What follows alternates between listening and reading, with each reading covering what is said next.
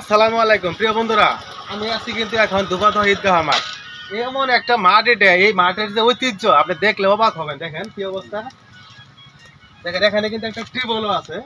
তো এই মাঠটা কিন্তু আসলে প্রাচীনতম একটা সুনামধন্য একটা মাঠ, যেখানে আপনি একটা বট গাছ আছে। এই বট গাছের অবস্থা হচ্ছে আপনি প্রায় 200 বছরের একটা বট গাছ।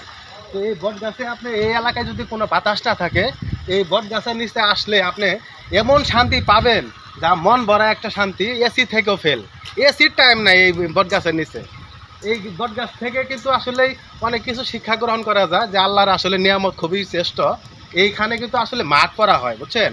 বছরে দুইবার যে দুইটা ঈদগাহ হয়, ঈদের মাঠ হয়, এখানে মাঠে মানুষ নামাজ পড়ে।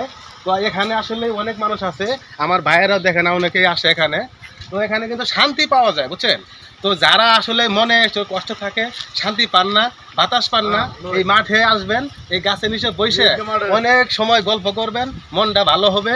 এটা কিন্তু আসলে একটা দুবাদহ এরিয়ার একটা আসলে সুনামধন্য একটা মাঠ। এটা আপনার সরিষাবাড়ি থানা বাটারা বাজার থেকে আপনি 10 টাকা ভাড়া হইলেই এখানে আসতে পারবেন। সবাইকে দাওয়াত রইল, এবং ভিডিওটা শেয়ার করবেন যাতে সবাই দেখতে পারে এত সুন্দর একটা বট গাছের নমুনা যাতে আপনারা পান। সবাইকে ধন্যবাদ। আসসালামু আলাইকুম।